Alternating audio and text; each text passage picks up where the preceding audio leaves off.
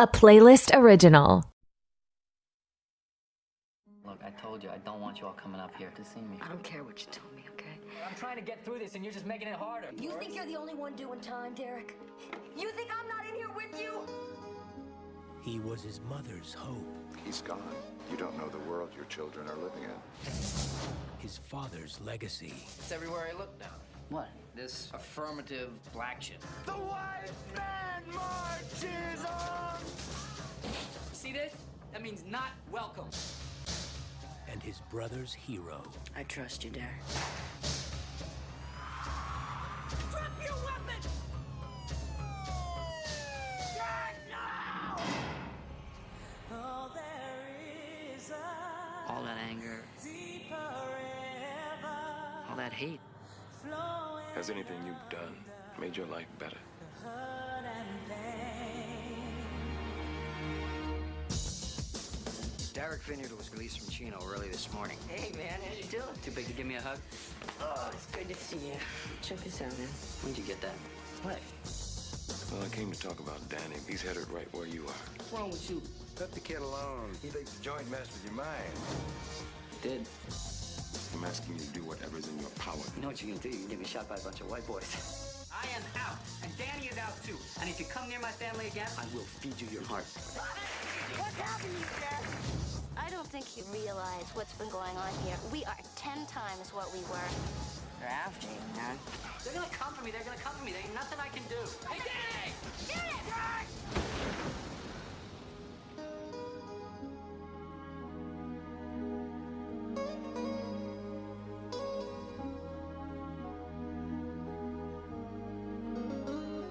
I love you, and you're my best friend.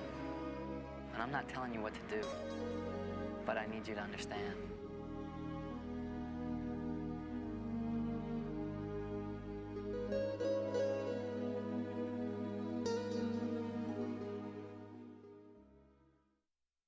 All right, hello everyone, and welcome to another episode of Back to Blockbuster Presents Deep Dives, where we deep dive some of your favorite movies, or maybe some movies that you may not have heard of in a while. We let you know in our 2-year anniversary episode that the deep dives are going to change a bit, and what we're going to do is bring on different guests to talk about different movies.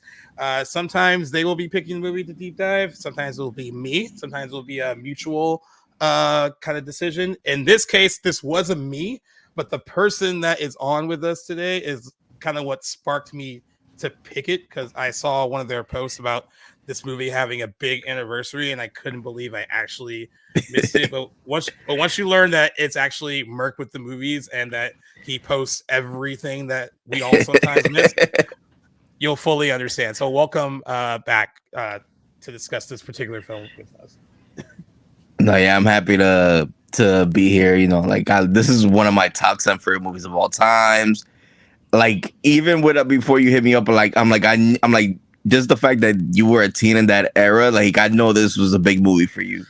Yeah. So to kind of kill the suspense already, I'm going through like Merc's like Instagram stories, and there's like a post for like the 25th anniversary of American History X, and I was like, cool, that was awesome that he showcased it, and then immediately after that I was like, I can't believe I missed it, because like what people may not know is that Jackson and I have like a Google Drive like calendar for all the anniversaries. I could only imagine. And like and even with that, there's so many that I don't think we miss a ton.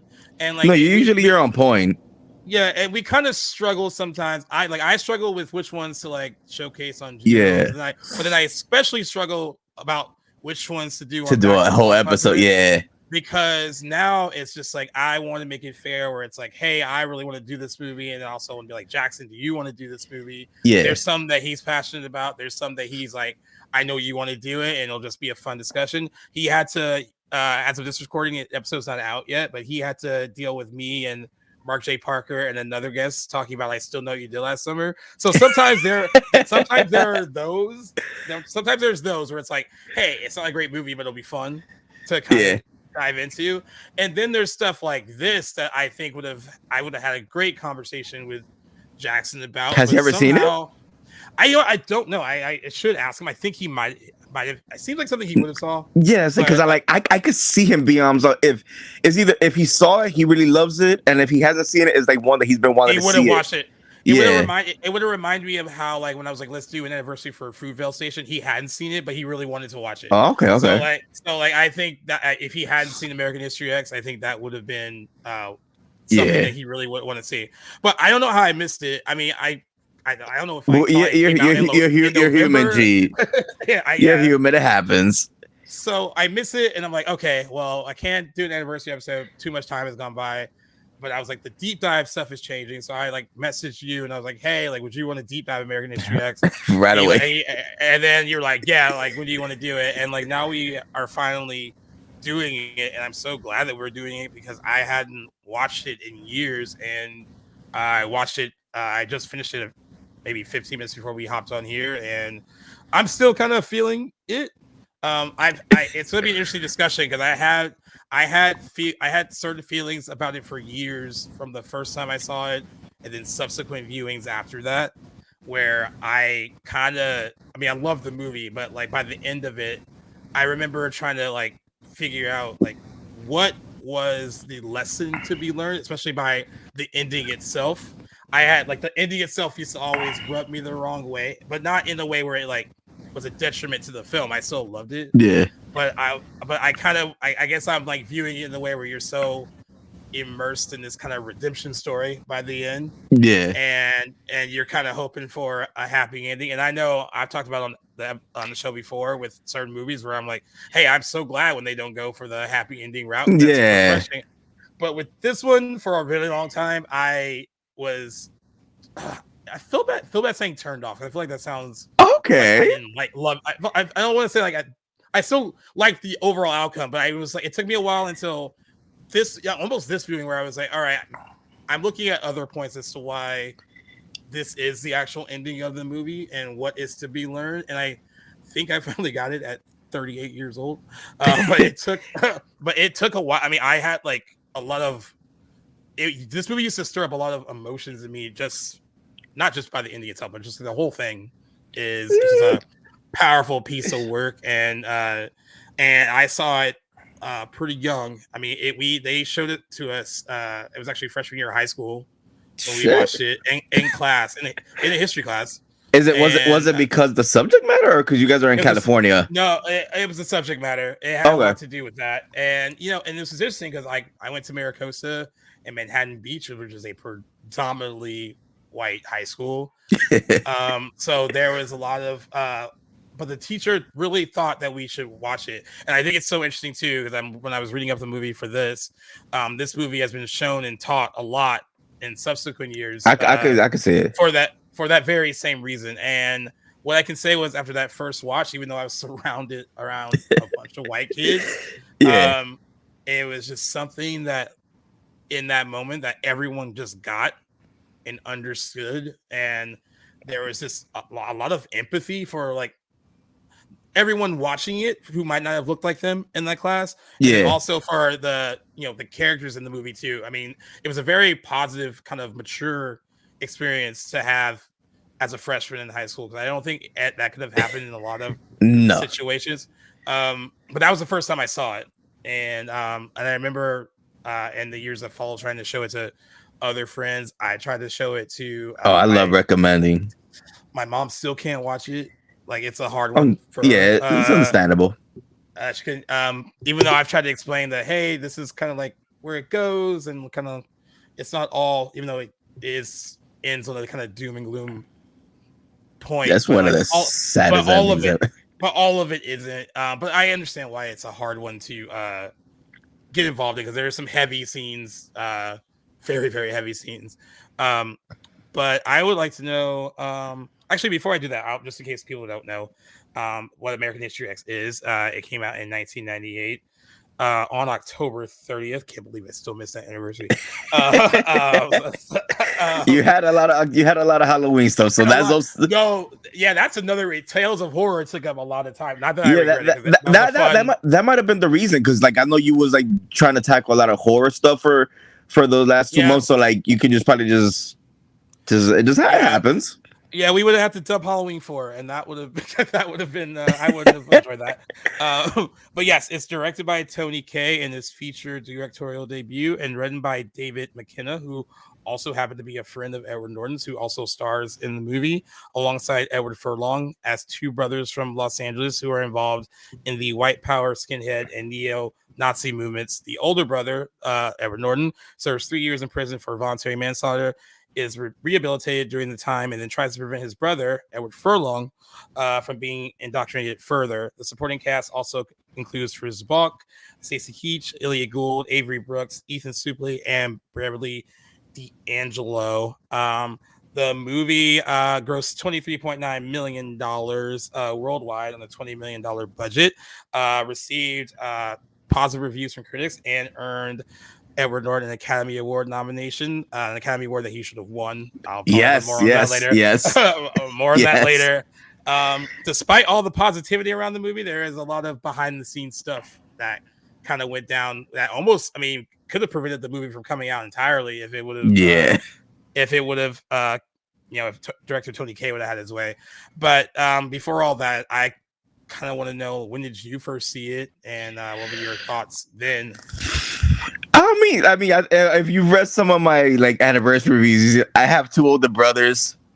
Yeah, they did not care. Like my mom, I think I mentioned even on your podcast, like my mom is one of those Dominican moms that does not know English. She's very oblivious to a lot of things. So my brothers used to have me. I watched American Pie in 1999 when I was 7 years old, for God's sake. So it's like I was watching a lot of these movies because my older brothers, like, they do, like I wouldn't say annoying, but I used to like to be with my two older brothers. So they would always watch movies. I was just sitting next to them. They didn't really think much of it because you know how like people say like, oh, little kids see violence on TV, they're gonna want to do it. Like, no, I would just like to watch movies with my older brothers. Like, if like I said, like I saw The Curb Stop, I wasn't planning on trying to do it to any kid in my class. I'm just like, oh shit. So like I don't know exactly the time I saw it, but it had to be probably around that like 99 to like 2000, 2001 range. It was pretty early in my life. Like I was definitely pretty early, like I was definitely not a teenager. And obviously, like as I got older, I understood a lot of the racism more. But I understood that it was like he was a hateful character. Like I clearly saw he killed, like I could tell that he wasn't a good person per se. And that the message of the movie that was trying to say redemption, that we was trying to grow to like him as he saw the errors of his way, but there's like I said, there's a lot of things like as I get older, honestly, like one of the things that I noticed more is when they attack the supermarket, when he's pouring the milk on I believe she's either Latin or black, but like that lady, like that's more haunting to me than a lot of the other stuff that happens. Yeah, so, yeah. I agree. So yeah, like I saw it pretty early, and it just left, like I said, since I saw it young, it was just like a lot of it left me shook and shocked. And as I get older, I'm 31, I still see it, and it still leaves me with that impact. Like it's just an impactful movie. And like you were saying, like the discourse is like I've seen a lot of people, especially on during the Letterboxd. Everybody loves Letterboxd now because like a critic. Everybody's like also like, oh, like I've seen people go like too far, like, oh, this is Nazi propaganda, blah blah blah. Like. Yeah. I'm like, yeah, I get it. I'm not gonna try to argue with anybody. This is one of those movies that it is like, if you don't like it, cool. I'm not gonna argue because like it's very passionate. Yeah. I was wondering about that. I haven't ran across a lot of people that don't like it. You have run across people that. No, I've seen on Letterboxd, but I've never like face to face. Like the area I come from is full of like people that drug dealers and stuff like that. Like me and my friends, we like stuff like this, criminals and shit. Yeah.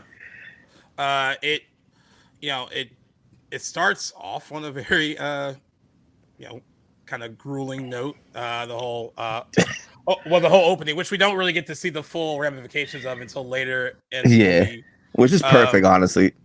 But I love the way it opens. I love how it sets up the tone of like having what we will learn to be like the flashback stuff in black and white, and then having the present day stuff in color.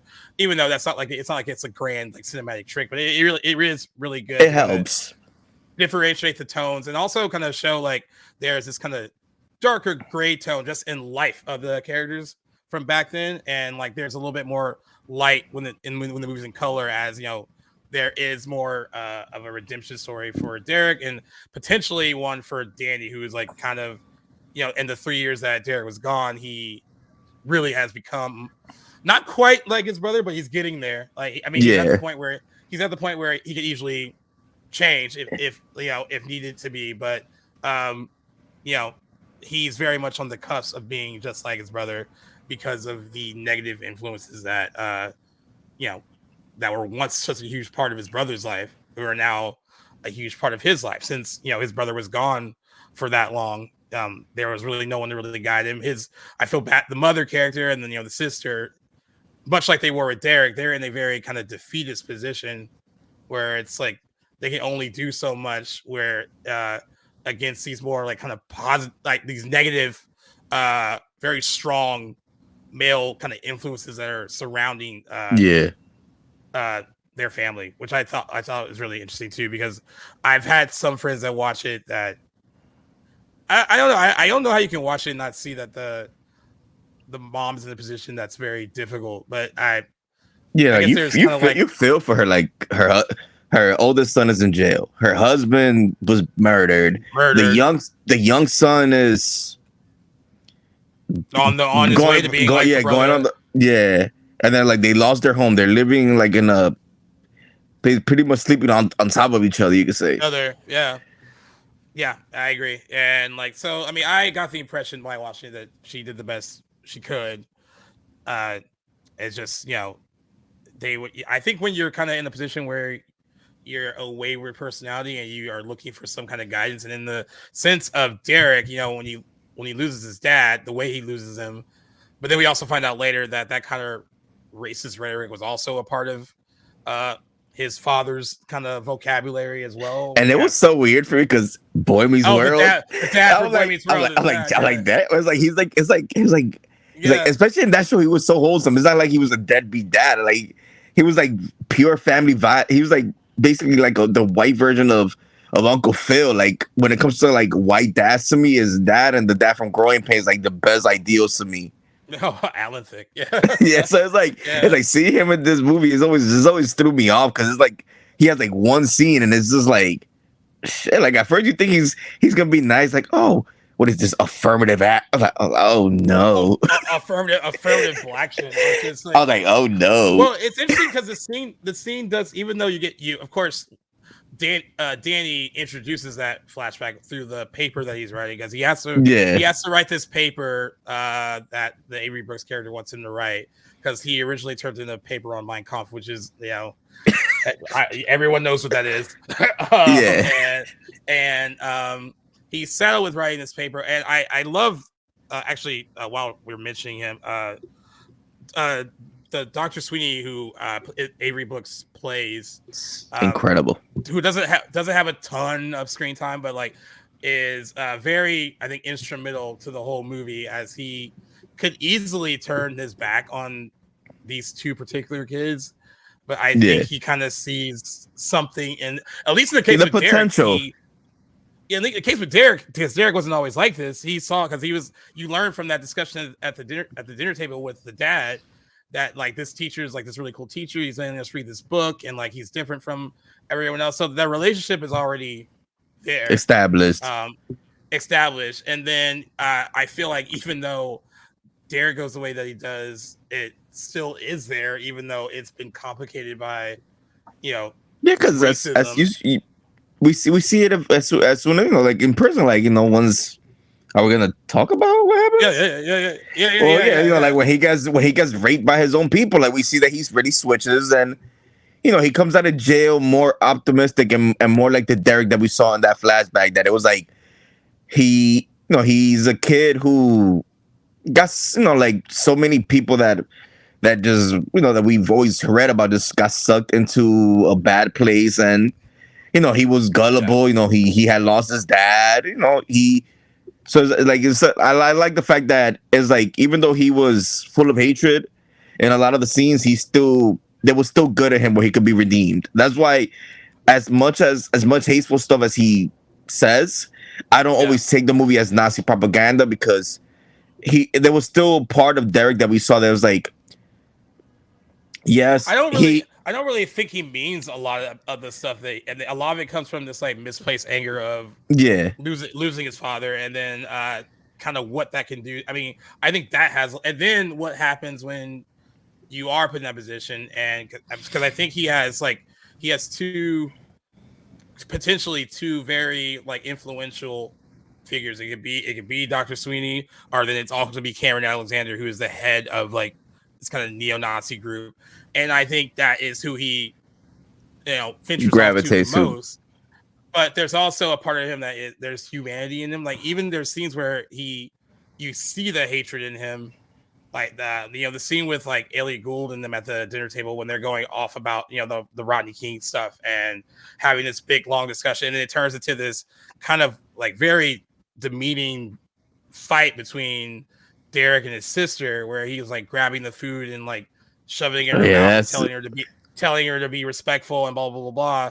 What I thought was interesting is that once that scene is over, after he kicks out Elliot Gould's character and calls him a lot of derogatory names that you would call a lot of anti-Semitic stuff.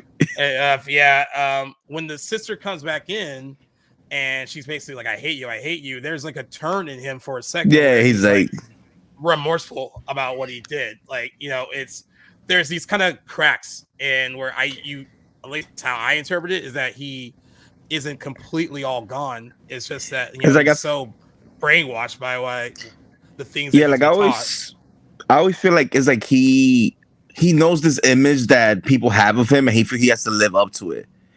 So that's what I always take in it. It's like when you said like when he was saying the speech to Rad market raid, it was like it's like he believes it, but it's also like he feels like that's his position. That's what Cameron wants him for, to rally up. Like I said, like he gathered up all these probably like a lot of all these white boys that were just like good kids and like were lost for different reasons, either losing their parents or just being bullied for whatever reason. We see that characters like that always just join gangs or get dark paths.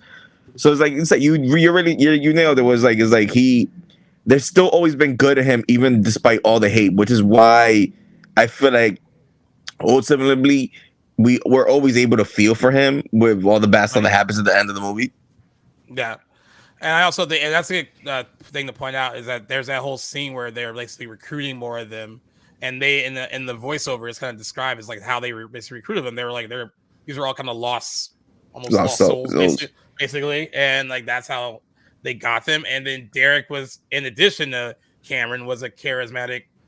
Like if Cameron was the leader, then he has like a loyal kind of. He was the capo. The capo.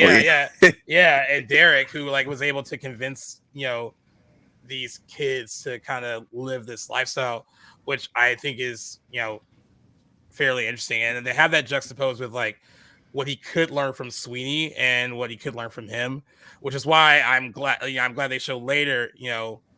That's why Sweeney doesn't really want to give up on Danny either, because of what he has this whole new relationship with Derek, as he's about to get out of prison, as he gets out of prison, where he sees Danny going down the same kind of path that probably even worse, because Danny has learned it even younger, right? And so but I also like it too, because there's that scene where Sweeney calls out Danny about writing that paper. And even though Danny probably he says some things about him later to about making him write this new paper or whatever, but I don't think even Danny has respect for him, and because he could kind of pop off at him more in the kind of first interactions that he has, but he doesn't, because it's like we're saying no, it's like Derek is legit tough. Danny is. He would be like that type of person, in that gang. He would be like the little, not a little soldier, but just like a punk. He would literally be the one that will get punked out. He just ended to be cool, just be with the crowd. So as I said, Danny, Danny isn't the a Derek that would have talked back to Sweeney. That's what's so when he's like, get into my office right now. He did it because he's do it, yeah. He wants to be rebellious, but he also respects him, but he fears Sweeney as well. Yeah. And it's a classic case of like following the leader too. I think that's kind of what Danny is. And he also doesn't have guidance either. He 100%. lost his brother for 3 years. The person that he looked up to, and oddly enough, the person that he looked up to the most, I even think Danny, even as he was looking up to him, was like, I can't, like, doesn't necessarily want to be like him, but there is something like enticing about being his older brother who seems to be, kind of in charge of, of the situation that he's in, and people admire him. They look up to him. Now, this is all kind of negative, but like it's still some kind of respect, and I think that's what he wants. And then when Derek's gone for 3 years, there's no one to kind of. The only thing he can really relate to is he's in a position that Danny was in, where it's like I can either do what's right or I can do what's wrong, and he's very easily steered into He's gullible. Doing what is wrong, especially when the louder voices that are more wrong tend to be more deafening in his situation. Eat the soup play.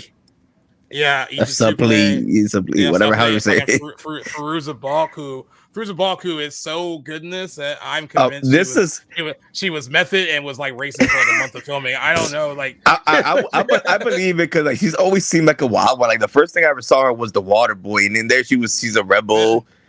It's like that girl had the late 90s in a chokehold with all these like characters like The Craft, American History X. Yeah.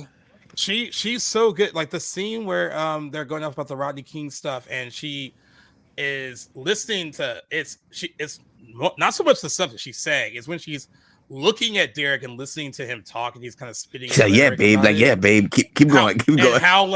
How almost like intoxicated she is by it. Like the way she's looking at him, it's all in the look. And like she is another person that's not in the movie a ton, but like when she is on screen, memorable. She commands every scene that she's in, and it's so convincing. Like I said, I was like, I think if I was of the age of like 98 and like ran into her, I'd be like, oh, I don't know if because it's like those eyes and how she smiles and those big teeth she has. It's like, she's like that's a perfect. I can't picture anybody in the late 90s that could have played that role better, like from that age group. Because like, because I'm like. Yeah, can you even think? Because you're better at like no, man. As I said, like Sarah Michelle Gellar can play it. Neve Campbell maybe Neve Campbell could have done it because she has some edge to her. Like I like her in The Craft. Wild Things. Yeah, Wild Things. Like that could have been another one besides that, I'm like Sarah Michelle Gellar. I can't see it. Jennifer Love Hewitt, I can see it. Rachel Lee Cook. I was just like she was like it was just perfect casting with her. Yeah, it's like the crazy eyes. It's like it's the crazy, but like not a caricature though either. Like I buy it. It's the same thing with Ethan Suplee who plays Seth, who like I bought that too, and I also like it was so like interesting to see that like when he goes to the house to go see Derek after he's gotten out, and he has such a command over that house where they're basically like, no, I don't want you here, get the fuck out. He doesn't. Like he's like, I'm here to see Derek, I'm here to see Danny. Like the mom has no more control. The sister certainly doesn't have any control. So like this is like this kind of like infection has like taken over their home fully. And you get that in that scene with them where it's like even Derek doesn't fully realize it until he sees it at the house. He's like, bro, like yeah.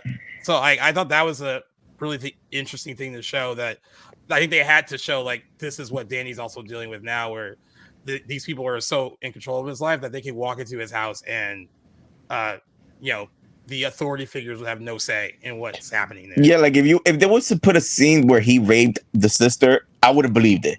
Like the way he he's like we seen it in the movie, the show where it's like I could see where it'd been like Danny has like a few friends and they would just probably spend the whole day in that house and just leave a whole mess for Beverly D'Angelo and the sister to clean. Well, not even Beverly D'Angelo, the sister to clean up, because Beverly D'Angelo's too busy smoking, being a chain smoker. Getting sick.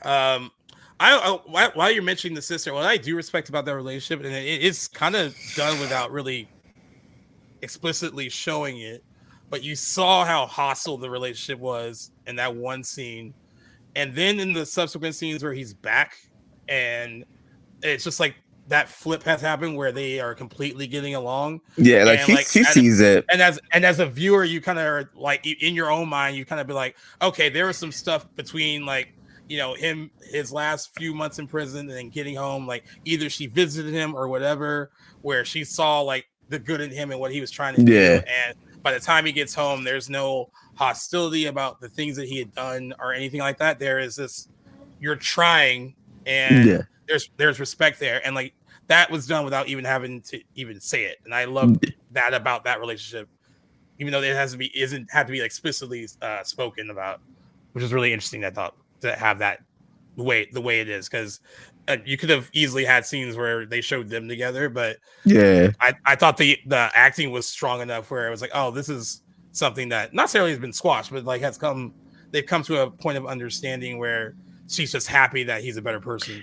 Yeah, like she sees it, like it's like you could just tell her like when he comes out of prison, like I guess like so it could have, because this movie could have easily been 2 hours and a half.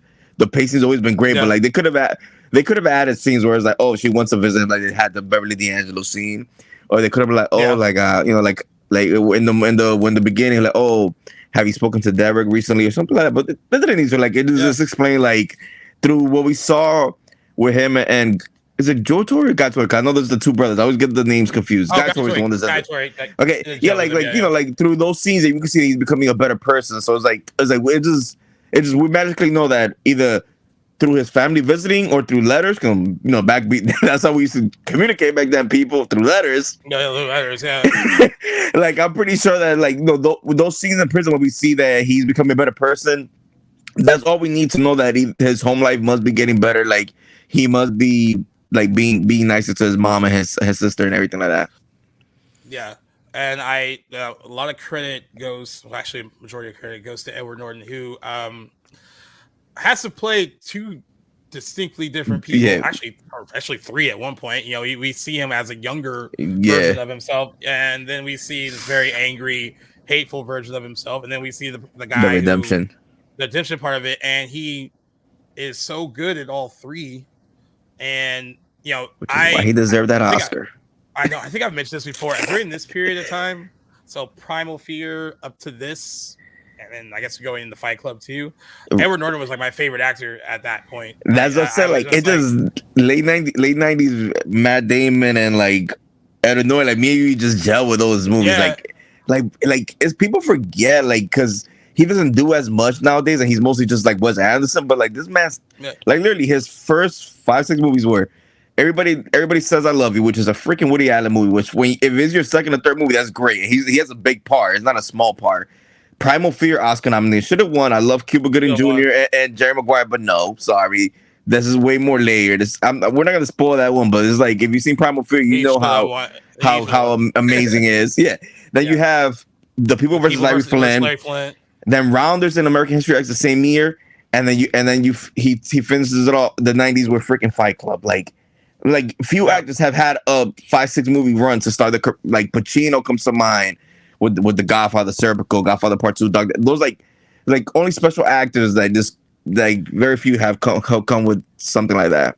Yeah, and he was very picky. I mean, he's talked about how after Primal Fear that he was offered a lot of like I could imagine crazy psychotic the Rainmaker, deranged serial killer roles, right? And he's like, oh, I don't want to like just do the same thing. Yeah, you don't want to type guys.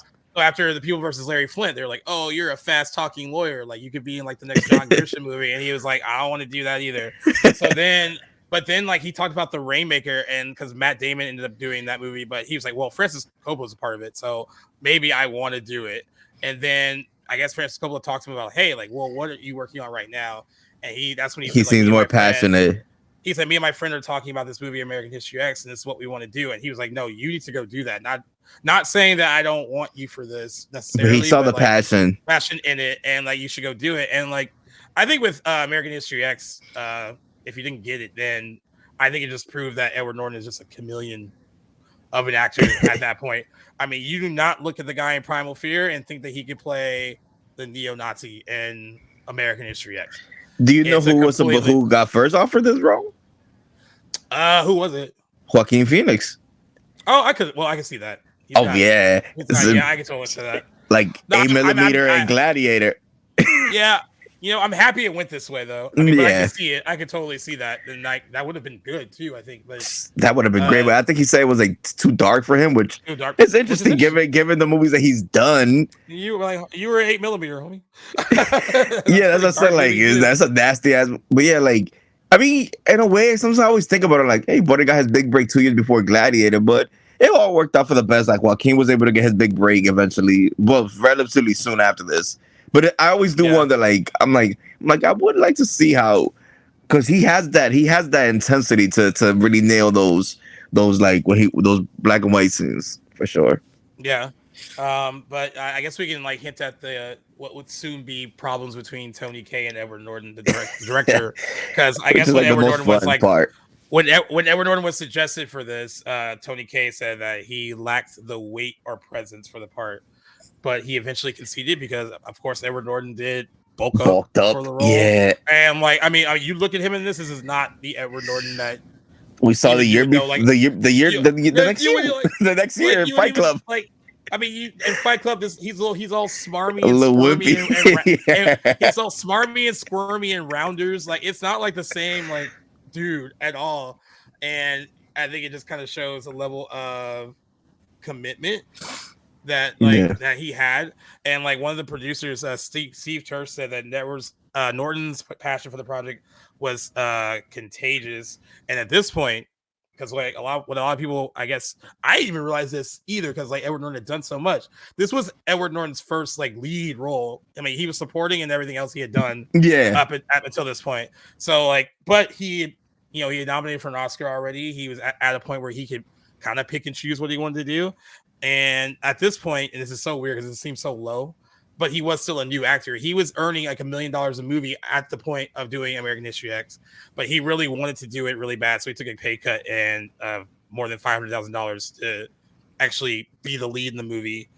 And then I just think it was a great choice. It's so crazy to me that it turns into this battle between the director and the producers, and so it's Edward Norton, the producers on one side, Tony Kaye on the next side, all by himself. I watched an interview with Guy Torry talking about it, and he was saying, like I mentioned to you offline, that Edward Norton has a reputation, but now I honestly think is a reputation for being passionate for his work, and now there are going to be people that say, is this off-putting that you act that way when it's so early in your career, when it's like, oh, like you're a few movies in, but I feel like he might have the guy was being called the next Brando. So I mean, there was maybe some like he knew that he was like when it came remember it was like at that time it was that like Matt Damon, Ben Affleck, him, Leo. It was like Leo. those guys that they all saw each other in all these auditions. But he knew like at that point in the NDA, maybe Matt Damon had more cachet like as actual acting skills, but out of that group at 98, like Edward Norton was deemed like probably like the best actor of them all. I think he was considered the best actor of that generation of in that point for sure. And it was funny because like he came out of the gate out of nowhere, and I still like he should at least have 2 Oscars. I would just throw You're preaching to the choir. I'm a champion for Primal Fear in American History X. It's not like I don't like Cuba Gooding Jr. and Jerry Maguire, and I know they're 2 very different performances, right? So it's hard to be like, but it's more better than the other. One is more challenging. And I mean, Edward Norton won the Golden Globe that year, and which I know doesn't mean a lot to some people, but at least they got that right. And he should have won a Best Supporting Actor Oscar. And then I was like, because I was paying attention to the Oscars at this point when American History X came out. He was a good age for that already. And so his competition. Oh, I know on the top of the head. I won't even question all the competition. I'm just going to question who won. And, Roberto Benigni. Roberto Benigni won Life is Beautiful. Now his acceptance speech notwithstanding, which was funny, how he wanted to make. Yeah, I would have been tight. I would have been tight, stepping over people. Like, bro, he's stepping over people, saying he wants to make love to everybody. It's a very like cute, endearing moment, right? It's probably one of the most like in terms of Oscars, it's like it's a memorable, iconic Oscar. Yeah. Moment. So like, and I also wouldn't want to take that win away from him. And then he did Pinocchio. And then he did Pinocchio. But I don't see, and I guess like looking how we look at the Oscars now, like Edward Norton wasn't nominated for like a lot of stuff. Wasn't nominated for like the major stuff leading up to American history, to the Oscars. He wasn't nominated for he wasn't nominated for a Golden Globe. So he was kind of like. So if you guys for a recent example, he was like the Paul Mescal of this category this year, where it's like he came out of nowhere and it's like this smaller movie that didn't that. Yeah, I think people had like Ian McKellen for Gods and Monsters as like who they thought was gonna win. And I know Tom Hanks was nominated for Saving Private Ryan. This is a wacky year at the Oscars because this was the year that Shakespeare Love won. That's just a whole shit show. Because to me, like I love Pleasantville, so I remember I've always been on some. William H. Macy should have won supporting actor, wasn't nominated. Joan Allen should have been nominated for supporting actress, wasn't nominated. It's like you give it to Judi Dench for 8 minutes of screen time. You give it a freaking you screw over Cate Blanchett for Gwyneth Paltrow. You screw over Saving Private Ryan for Shakespeare in Love. Now keep in mind, guys, this was the time of like Miramax and Harvey Weinstein machine. A lot of bullying from the Weinstein machine. So like, I mean, what they knew how to do back then was like campaign or bully for awards. And ask any cinephile, they'll tell you about the whole that Oscar year. It's mostly the Shakespeare in Love, Saving Private Ryan stuff. But like, but it's like you have to analyze that. I think the only thing to me that they got right was Spielberg for Best Director. Yeah, that's the only thing that they got right, which should have translated into a Best Picture win for. Yeah, because back then it was especially you're older than me, so you know, like back then it was really the year of those times like you win Best Director, you're gonna win Best Picture. English Patient, the guy won Best Director. Bye Fargo. And so it's like in those days, Mel Gibson, Braveheart, like those during that time, your director wants best director. Yeah. Just stay right there because you're gonna win Best Picture as well. They rarely split back in those days. So, but in the case of Edward Norton, I don't see how. I mean, he's so nuanced in the movie, and like there's so many layers that he has to play, and very scary. He goes to some scary places when Derek is like deep within his hate. But then, I mean, once you see him come out, like you completely buy the guy who has learned the error of his ways and seen it. And that guy is a completely different guy from the person that you meet at the start of the movie. And then through the various flashbacks that you see. And it is, I find it hard trying to determine like what's my favorite Edward Norton performance. Cause I know like, we talked for hours about 25th Hour and I love that movie and I love him in it. And, that was probably, like I said, from like 96 to like maybe 2002, 2003. Like Edward Norton was. Hey, we gotta go for that now because you got Red Dragon, which he was to me. I thought he was great in. He filmed, I guess, either right after or right before 25th Hour. I mean, he was he used the money from Red Dragon to like I think like help with 25th Hour, like the production of it. Yeah, agreed. Yeah, so like I think it might be this one though, even though Primal Fear is a close second. But like to me, I'll say is this Primal Fear, 25th Hour, and his work in Birdman are like my top 4 favorites. I love him in Fight Club, but it's like were those all his Oscar nominations too? Was it like it's three of them, and then to me like the biggest omission that he was to me the big from the movies that he wasn't nominated for. 25th Hour was the one that really just hurts me because that's my number 2 of 2002 after the Pianist. So it's like to me, it's like that movie. Like I know you love the score. Like to me, that movie should have been nominated for. I think we even talked about it in the podcast. Screenplay, director, best picture, original score, thing, and even throw me some Barry Pepper for fuck's sake for a best supporting actor. Cinematography in there too. Like that movie deserves so much more. But Edward Norton here. I mean, like I said, I think he should have 2 Oscars, and this is a definite one that he should have had. Yeah, this is, I think, his best piece of work just because he goes. I mean, the scene after the whole curb stomping, which is, it's still a rough. It's a rough scene. I mean, if you've bro, seen the all movie, these you know years how later, rough it is. that I equate that and the hobbling scene and Misery as two scenes. No matter how many times I've seen it, I still like partially see it, and I kind of look away a bit. And it's funny, I don't do that with horror movies, but I'll do it with those two scenes. Well, Like that's what I mean. This is realism, man. Like I could see a freaking Eli Roth horror movie, or like how I saw that stuff. I'll be mad giddy, and then the hobbling, and then the curb stop. It's just like I said, it's like because this is the realism. Like that's stuff that just could really happen as a regular person. Yeah, I agree.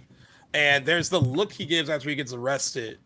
Where oh my god, I loved it. Like it's a combination of like he's almost proud that he did this thing, and then there's like this realization of like almost like what the fuck did I do? Where like it kind of like it's just like all that at once.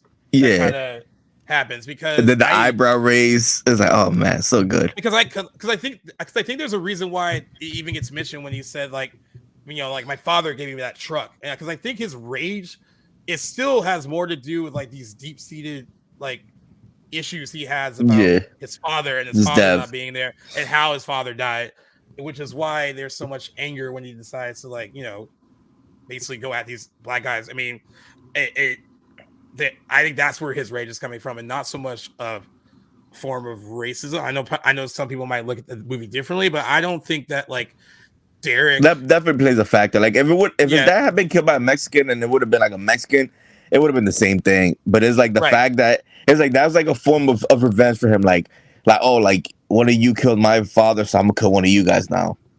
Right, because I don't think Derek's inherently racist. Like even though that's why he was able to get along with Guy Tori.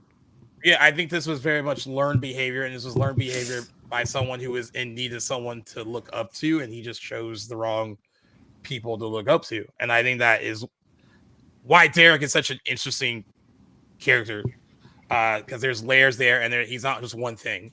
And like, you know, it would have been easy to play him that way, and I'm glad that in the writing and in the way that I'm sure Edward Norton had a lot, even though David McKenna was his friend, I'm sure there was a lot of Edward Norton being in control of where that character. Yeah, there's been a few movies that people have said that he like did uncredited script writing to, like there's Incredible Hulk. I know he had like supposedly a lot of input, which that was the most. That's the one time I do feel is like ego per se, like where this feels like it feels like more passion. I feels more like passion. That was more ego because by that point he had earned that reputation that's what makes that whole Birdman thing funny, because it's like he's almost playing himself. Because now he's on the joke. At that point, he's in. The joke. You don't play that part. You don't play that part unless you know, like, hey, you think this about me. About me. When he talks about his character in this, he says, "I was attracted to the complexity of the role. The character travels so far within the course of the film. By the end, he's completely humanized, and the audience might even be sympathetic or at least empathetic towards him. Derek is very much a guy whose anger and rage have superseded his intelligence. They have paralyzed his boundless potential. I like the transformation that he goes through as his intelligence reasserts itself over his anger." And I think that's probably the best way to describe that character's growth and how it's shown in the movie. I have a friend that doesn't think there's enough of it seen to kind of show the flip, but I think there's just enough between his relationship with Guy Tori in jail. Yeah, that's all we need. But then also seeing how the group he latches onto, which is another like neo-Nazi group in prison, are not like the people that he was associating with when he was outside, because they're willing to wheel and deal with people who are Mexican or whoever in order to kind of get what they need in prison. And he kind of sees that as this kind of bouncing back and forth kind of thing that he doesn't agree with, which is why that guy basically tells him like, you need to calm down on all that preaching stuff that you've been doing because it's not going over well. So he has to see that like the rhetoric he's being kind of spewed is like it there's so many reasons why it doesn't make sense, why it's wrong, and even the people, you know, if there's supposed to be this kind of sense of loyalty amongst them, and he saw that that's not the case when he got to prison. You just got to look out for yourself, honestly. Right. So there's these two things. There's that he loses these people that he was basically said over a year that he was kind of like fine with that group. Yeah. And then once he saw the inner workings of that, he wanted out of it. And then that whole scene where he kind of there's that moment where he walks away, and that's when they decide they're gonna like literally make his life a living hell and like hurt, like attack him in the shower and all that. There's a combination of a lot of things where I think you believe the turn, and I also think you see the turn even in the guy. It happens naturally. Like you see how he was stubborn their first meeting, but because Guy Tori, I'll say, has maybe 5, 6 scenes. So and they all serve. They're all very crucial in that journey. Like this is all we need. Plus the everything that happens with the neo-Nazi group inside of it. Like I feel like that's enough. Like if there's some people that can emphasize with him and I feel sympathy for him, I understand that completely. But his turn feels natural. It feels realistic. Like it's not he just doing a show to get out of prison. Like he really changed his ways because he saw that he saw the pain. Like I said, like a movie can't cover 3 years of prison, but you could tell like he probably saw how he through this, like I said, like he tells Cam like this bullshit that he preached to him, like lost him 3 years of his life, and it wasn't worth it. Yeah, and I think he kind of sees what he was being preached on the outside wasn't worth it and wasn't real. Once he saw how they acted on the inside, how they were like, this isn't like something that is real. Like what he was being taught out there like doesn't mean much to anything, and because they really didn't mean much to these people in prison either, because they were so willing to be kind of lofty with their allegiances. Yeah, as long as you're making money, that's just how they saw it. Yeah. And I do like after the scene after his mom visited him, and that scene he has when they're folding like the blankets or whatever, and he's all angry. That's the first angry one. That's the first turning point. Even though he doesn't say a word to him, when he's basically saying like you can't just like basically hey like I can tell something's wrong, but he's basically talking to him about like what's wrong through discussing the whole like tossing the towels around. Yeah, where it's is that like a metaphor allegory? Yeah. And then once he kind of basically gets to him, and I just love Edward Norton's face when he just grabs him again and he like sets him down gently and it's kind of like and kind of looks at him like he was like, well, now at least you get it. Like and I like to start there where it's like it's not even like words that are spoken. And then they have the whole conversation about the Lakers and the Celtics, which I guess was all improvised. Like Guy Tori. Oh, I didn't know that. Guy Tori told a story about how he went to Tony K's house, and Tony K, basically, he's not from here, so he wants to know. and he was like, I need to believe that this relationship would like turn Derek. That would make Derek a better person. And he also wanted to know like, what kind of conversation they could have that would help with that. And then Tony K, I guess, was like, well, I need to like understand, like I need to understand like the meaning basically behind the N-word. And then Guy Tori was like, well, I don't even think I fully know the meaning about, I mean, he was like joking around. He's like, and I am one. I don't really know. And so I guess they had neo-Nazi like consultants on the movie. And Tony K called them, and Guy Tori is on one end, not saying anything. And Tony K asked them, like, well, what do you think that person is? And they basically, it was like someone that is good for nothing, doesn't take care of themselves, doesn't take care of their lives. Like they want they want someone to work for them. They don't want to work for anything. And then he asked him basically, well, are all black people that? And then the guy on the phone said no. So like he was like, oh, so there's layers to even their like kind of like how they view certain people too. And he was like, okay. So he was like, well, he was like, well, what's a universal thing? Because like they could relate on, because he was like they couldn't relate on like sports. What is and they couldn't relate on like what is an N-word, right? So they couldn't relate on that. So yeah, that would have been a little taboo. Guy Tori came up with the sports thing because I guess Edward Norton, they were like big sports fan. Guy Tori's a Laker fan, and they're both big sports fans, so they were able to bounce off that. And then they said the other universal thing is women, so that's the whole scene with him talking about like the whole like makeup sex with the girl, like that was all improvised too. And he said that Edward Norton is just such a good actor though that he He worked. Because Guy Torre is a stand-up comedian at this point. He wasn't like a seasoned actor. So like whatever he threw at him, Edward Norton could just pick up on and do.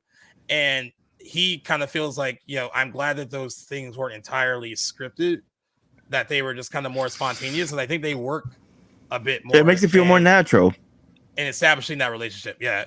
And I actually do buy it. I actually think there's just enough of it where you kind of see the turn in him. And I also, what I love too, is when he asks him why he's in prison and he doesn't want to say it's embarrassing. And then the TV, the TV thing, and why the TV thing, like why I like that scene. If I'm reading it the way I think it should be read, it's just because and why he's so angry about it. I assume like the cop in question is a white cop, and 100%, right. And the whole like dropping the TV probably did happen, and that turned into like an assault. And then when he's like basically saying like, "Oh no, tell me what really happened," and then he's like, and he's serious about it at that point. He's that like, makes him see like the difference. The difference between like like if he would white and black, yeah, right, slap on the wrist.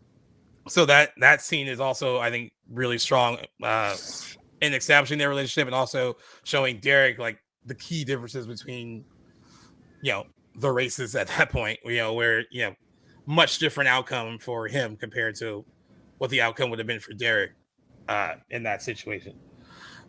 And I also like at the end their relationship too, because when he's doing the whole voiceover about how like basically he was a ghost for like the last 6 months he was there and no one messed with him before it's even spoken, like as a viewer you're like, oh, I'm sure that he said something to protect him, like leave him alone, like don't mess with him. Yeah.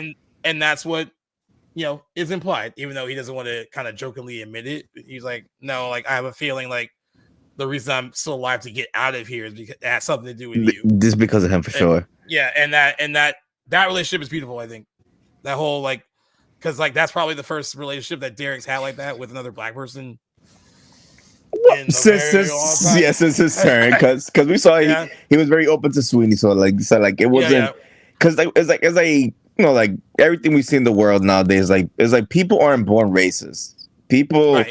Racism is taught. Like that's what like Derek was a very nice kid. The fact that he was getting racism stuff from his own dad, and then then he once his dad got killed by a black person, like he just that was just the rabbit hole to Cam and that whole group. So that's what I like. Just as easy as racism could be taught, you could see the errors of your ways, and it's just like there's no bro, like we're all just trying to survive. Yeah. And you know what? It's a 2-hour movie, and I kind of, I think you have to. The writing is so tight. I think that like, it's enough of you have to believe the turn. Like, what would make Derek, see how he was living was so wrong.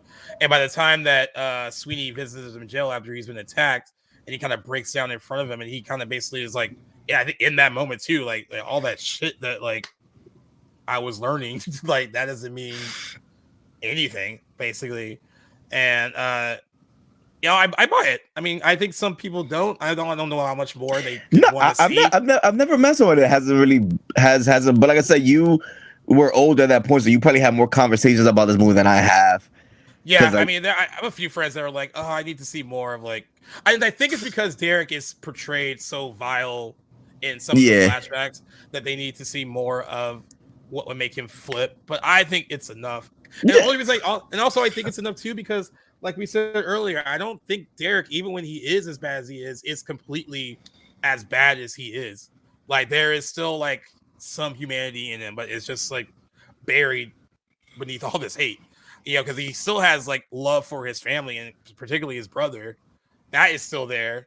And I think that a lot of what he's dealing with is, like I said, all that residual anger from how his dad was murdered. Yeah, like the scene you pointed out with his sister is like the perfect scene to just show how, like I said, like is just I won't call it anger management because I'm not a doctor. I'm not gonna diagnose anybody, but it's like he's a person that he's kind, but he could easily get ticked off so quick because you saw how that dinner was going good, and then once Eli Gould started all of that, he just became very angry. And honestly, too, I mean, people might view the scene differently. Like he that character happens to be Jewish, but I think a lot of that anger too comes from this guy, this man who is not his dad, who his mom is clearly attracted to into seeing whatever. I think a lot of that is mostly where that anger is coming from. It's like I have friends that weren't down with like either when their parents have been divorced or like when their one of their parent passed away and like the other parent moved quick. Like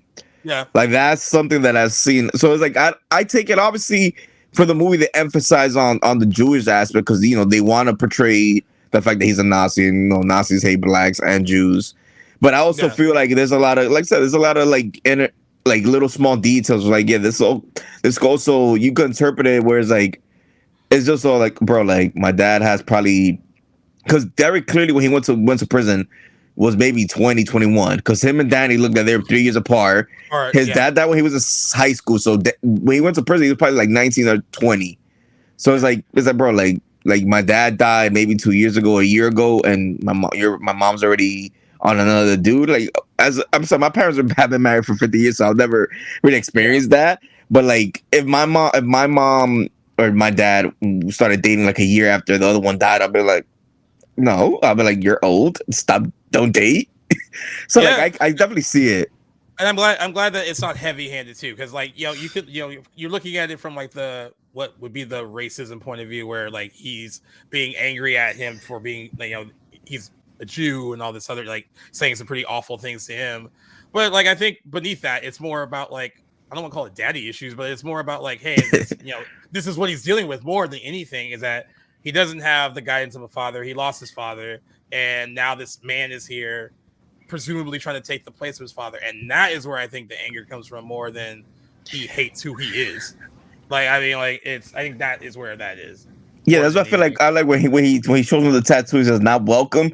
I feel that's just because he felt like Eli Gould wasn't backing down, and like, if I do this, he's probably gonna get the point and get out of this house because Eli Gould was not backing down. And I always love that stuff because it's like he's a great actor. Like we seen him in so many other stuff. And it's like I feel like that's the one scene where it's like, okay, I can see why he wanted to do this movie because every other scene in the movie is just like could have been played by any other actor, but when that scene, okay, that's where you get somebody like Eli Gould, has been a legend since the 70s.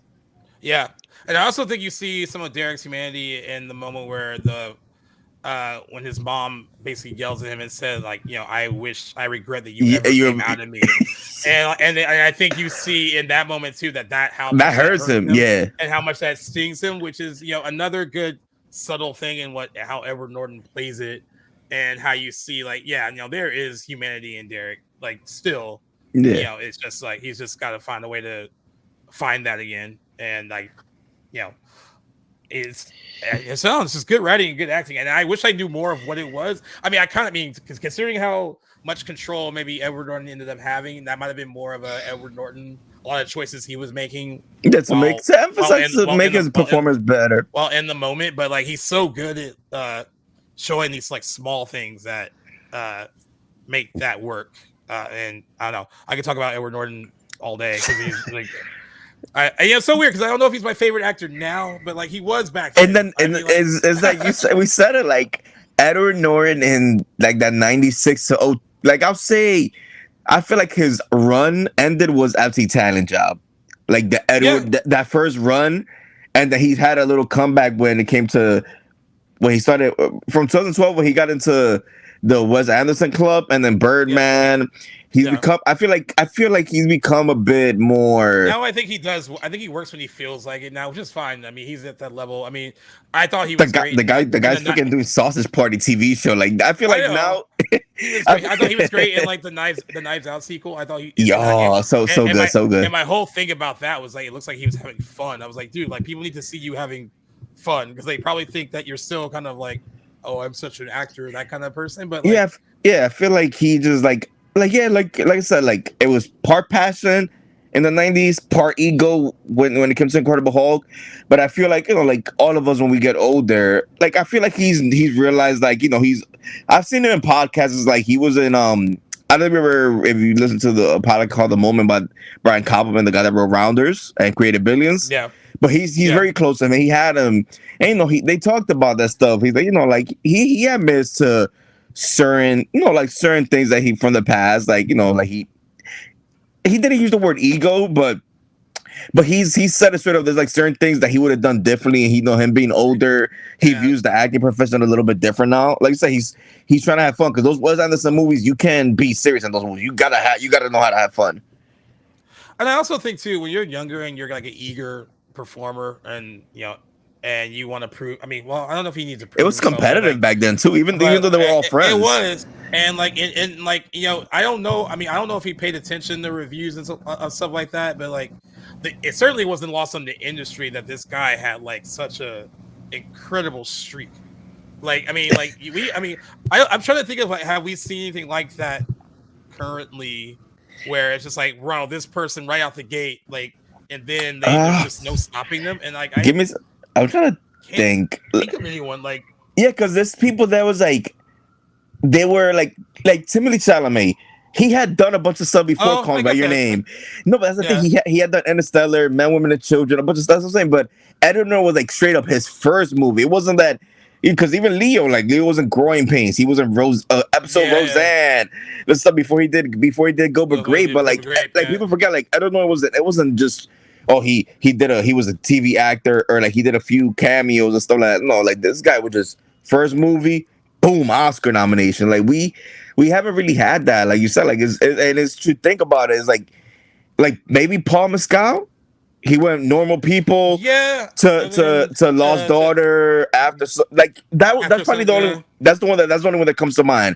Like even that's in a different way. It feels like because that's still underrated. Like Edward Norton was doing big movies that everybody knew, or either he starts working with Woody Allen and Milos Forman. It's like and then he gets nominated for I mean I know certain people got nominated for Oscars like pretty close together, but like I mean this guy had a really good run, and like I don't know, I'll put it out there when this episode comes out. I'll like put it on as a question on Instagram. Like, can you name anyone else who's had like a similar start?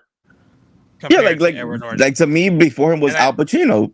That's the only comparison, I think. And if you think of a modern day person, I feel like a lot of you guys are going to name Timothée Chalamet or even Paul Mescal, which is fine, I guess. But like, or you could ask maybe that feels different. Or you guys like, was Edward Norton the best young actor to come out in the mid '90s or something? Because it really is, like I said, like, but he wasn't really competing with what Edward Norton was doing. Like I said, the only one I could think of in the late '90s was Matt Damon. Because Matt Damon round us together. That he had Talent Service to Ripley, Good Will Hunting, School Ties. He was a prick. Because like you probably feel that even do you hate Titanic or do you love Titanic? I can't remember. I don't love it. You okay. Leo, I love Titanic. I still hope Paramount sends me that 4K box set so I can have it. But like to me, I don't think Leo. Besides, he had Go But Grape, but I don't think Leo didn't become like I don't think he looked like I think he sucks in Gangs of New York. I think Catch Me If You Can was the one that really transitioned. Okay, no more Pretty Boy Leo. Like he's a legit great actor. Like Catch Me If You Can was the one, not Gangs of New York, because they both came out the same year. That's the reason I'm making the comparison for people that are listening.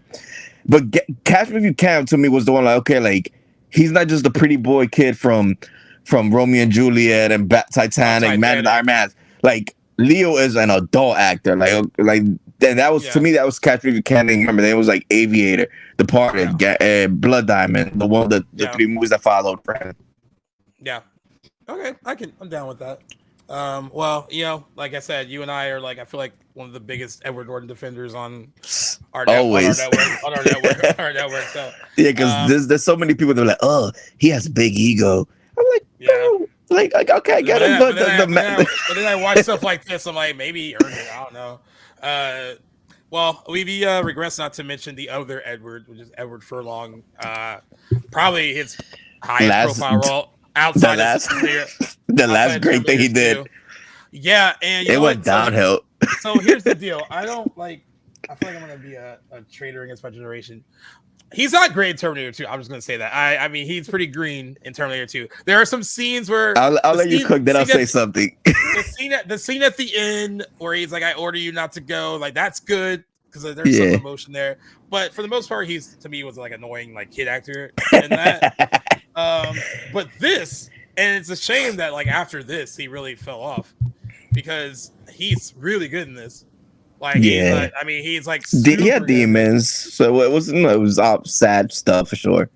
Yeah, and he and like on a good note, it appears that he's much better now, from what I've seen and heard. So like, kudos to that. And but like, I'm just speaking on him as an actor. This is like I watched this and I'm like, all right, well, this is the promise that like because there are a lot of people that think he's great and Terminator 2 are good. I'm not one of those people, but this movie right here. I feel like he gave 110%, and he is very good in it.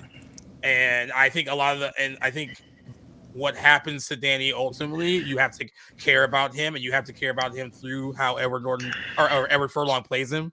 And I think Edward Furlong does a good job of making you care about him being in this confusing position of going one way and then going the next, and then you're hoping for the best. And I think that has a lot to do with how Furlong plays him. So I'll let you say what you were gonna say about Edward Furlong. No, because I mean, I've said it in the podcast. I said T2 is my favorite movie of all time. Like when I reviewed American History X, I said it like yeah, my favorite role obviously is John Connor, but this is his best performance. Like there's no doubt about it. I get it. Like yeah, like your generation and my generation is like yeah, Terminator 2 is his most iconic role, but like you said, it was an annoying kid, and it was like that. Like it was a kid performance. Like I love the role. Don't get me wrong, but this, and I don't know if you've ever seen the John Waters movie Pecker that he's in. That he's a photographer.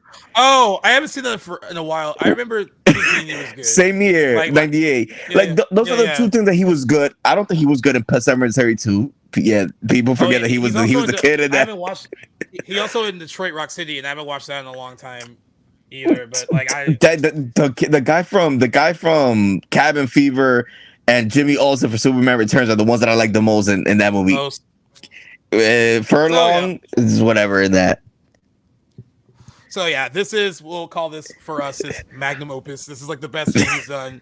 But if it is without a doubt, it should be. That's not a bad way. It's not a bad. It's not a bad thing, and I think he conveys like the innocence of what Danny's like in those flashback scenes where he's clearly idolizing Derek. Doesn't really know if he wants to be like him per se, but he is idolizing aspects of him. And then I also think he plays the whole confusion of like where he should go next. Yeah, because even in the curb stop scene, he's screaming no. Like he knows what that's gonna. He knows what that's gonna be like. But it's also his fault a bit because he was like Derek. He's the one that told him that what was going on. But granted, I understand why he did it. Like you see your brother's truck getting broken into. You just probably didn't know how crazy his brother could be. So I'm pretty sure he maybe has some guilt about his brother going to jail. I mean, he even has that regret of like he even says in the voiceover about like he thinks about what would have happened if he hadn't gone in the room and told him. That's right. What was happening outside? Yeah, like how things. G just saw it, so G has his memories. No, it's like fresh in my head. Fresh. I'm like when you said it, I'm like, oh, that is right. He says it in the voiceover. What's also fresh in my head too is that like I remembered them when I watched it. Of course, it's been a few years, but I remember thinking that they had even more scenes together, but they don't really have like a lot of scenes together. I mean, the scenes that they have are significant, so they have to like form that bond though without a lot of scenes to really show us like this is the bond that they have as brothers. Like by the time that he's talking to him and he's told him everything that's happened, like that whole like his story about how he got how things ended in prison and how he ended up where he is now. And he says to him, like, I hope do you understand? Like, you're my best friend. When I was watching it, I was like, I believed it, even though I was like, wow, I don't remember seeing like a lot of that interaction though. But you believe it just based on, I guess, both how good they both are when they are together in scenes. Like you buy it. So their second to last scene, remember, they leave Cam's and they sit down in that thing, and we get like 20 minutes. Yeah, 20 minutes of flashback. Yeah. I always forget that when I watch them. I'm like, damn, it really goes from there, and then they're basically back in the apartment, taking on the Nazi flag.